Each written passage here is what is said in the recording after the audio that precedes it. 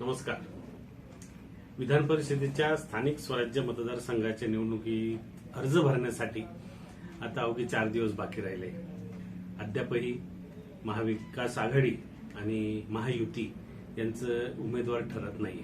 उमेदवार ठरणं ही तर नंतरची गोष्ट आहे, परंतु जागा कोणी लढवायची याबाबत दोघांमध्ये अद्याप एकमत झालेलं नाही. ही जागा किंवा हा मतदारसंघ महायुतीला अनुकूल आहे, कारण त्यांचे जवळपास 300च्या वर त्यांचे मतदार आहे, पक्षाच्या हक्काचे मतदार आहेत.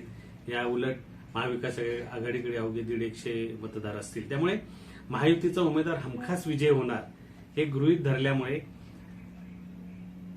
भारतीय जनता पक्ष आणि शिवसेना यांच्यामध्ये जोरदार जुंपलेली आहे.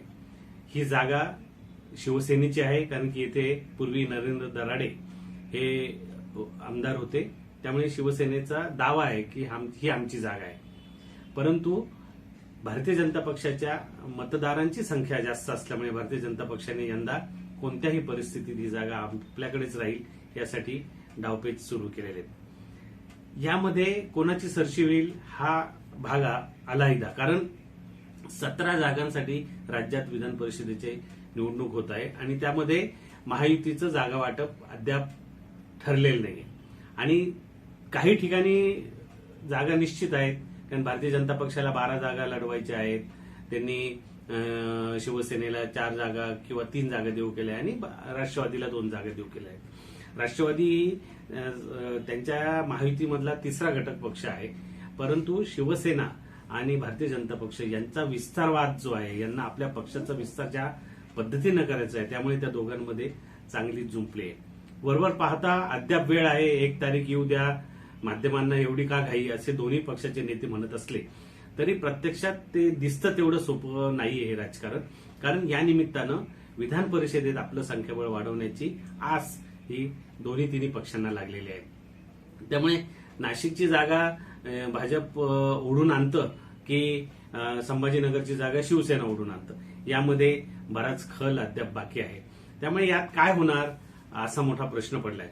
अर्थात ही अवघ्या 623 मतदारांची नाशिक स्थानिक स्वराज्य मतदारसंघाची मतदार संख्या असल्याने आणि महायुतीचं बलाबल हे सर्वाधिक असल्यामुळे त्या पक्षाला विजयाची खात्री आहे. त्यामुळे महायुतीचे तिन्ही पक्षातले लोकांना आपण हमखास विजय हो असा खात्री असल्यामुळे त्यांना असं वाटतंय की आपल्यालाच तिकीट मिळावं.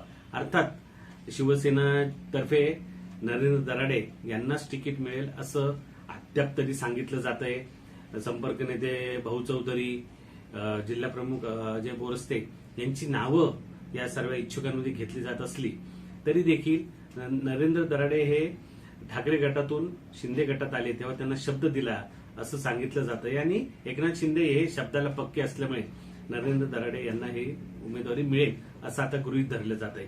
किंबहुना त्या पक्षातल्या इतर इच्छुकांना असं वाटतंय की आता नरेंद्र दराडे हेच आपले उमेदवार असतील.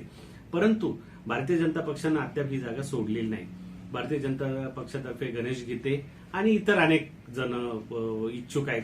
गणेश गीते हे यांचंच एकमेव नाव पुढे येतं, कारण की ते गेले काही वर्ष या जागेवरून लढणार असं स्वतः सांगतायत आणि त्यांची आर्थिक क्षमता जी आहे ती इतर कुठल्याही इच्छुकापेक्षा जास्त आहे हे सर्वश्रुत आहे. त्यामुळे ते पण उभे राहतील असं साधारणतः अंदाज आहे. भारतीय जनता पक्षाला जागा सुटली नाही तर कदाचित गणेश गीते हे स्वतः अपक्ष म्हणून किंवा स्वतंत्र म्हणून निवडणूक लढू शकतात अशी आजची स्थिती आहे. असं जर झालं तर आणखी काही लोक दोघात तिसऱ्याचा लाभ असं म्हणतात त्याप्रमाणे उभे राहू शकतात आणि त्यामध्ये गेल्या 2 दिवसापासून मोठ्या प्रमाणावर केदा आहेर यांचं नाव पुढे आलेले आहे. केदा आहेर हे भारतीय जनता पक्षाचे निलंबित सदस्य आहेत. त्यांनी त्यांचे बंधू राहुल आहेर यांच्या विरोधात बंडखोरी करून निवडणूक लढवली होती म्हणून भाजपनं त्यांना पक्षातून काढून टाकलेलं आहे. केदा आहेर हे भारतीय जनता पक्षाचे जिल्हाध्यक्ष राहिलेले आहेत. ते नाशिक जिल्हा मध्यवर्ती सहकारी बँकेचे अध्यक्ष राहिलेले आहेत. जिल्हा परिषदेत त्यांनी काम केलंय. देवळाच्या मार्केट कमिटीत राहिलेले, देवळा नगरपालिका त्यांच्या ताब्यात. एक जिल्हाव्यापी ज्यांचा संचार सर्वत्र आहे आणि सर्व पक्षात ज्यांचा मित्र परिवार किंवा गोतावळा मोठा आहे असे ते उमेदवार आहेत. त्यामुळे त्यांच्यासाठी म्हणून काही जणांनी फिल्डिंग लावायला सुरुवात केली. त्यामुळे गेल्या 2 दिवसापासून हे नवीन नाव पुढे आलेलं आहे.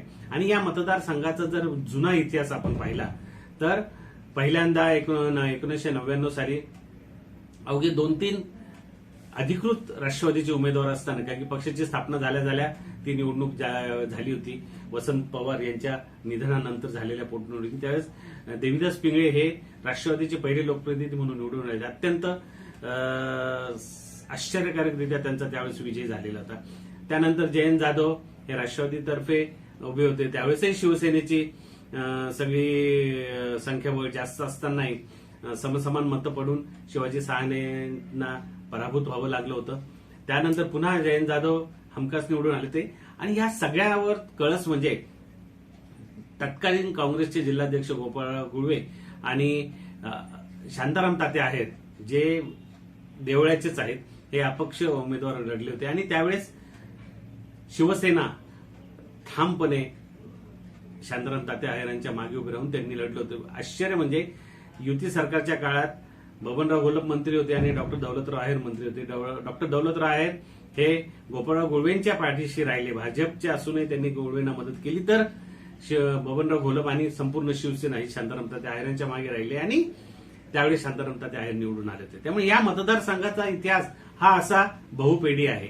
त्यातून कोणाची कधी सरशी होईल हे लगेचच सांगता येत नाही. त्यामुळे कागदावर मतदार कोणाचे किती जास्त हे जरी खरं असलं तरी हा सारा खेळ हा मात्र अर्थकारणाचा आहे. याबाबत सगळ्यांमध्ये एकमत आहे. आणि आता बरेच नगरसेवक वेगवेगळ्या लोकांना तयार करतात, वेगवेगळी नावं पुढे येत आहेत, जेणेकरून या सगळ्या नगरसेवकांची चांदी व्हावी. तर अशी आजची स्थिती आहे. आणखी 1-2 दिवसांनी कदाचित हे स्पष्ट गोष्टी होतील, कोणाला जागा सुटेल आणि कोण बंडखोरी करेल. तोपर्यंत आपण वाट पाहूया.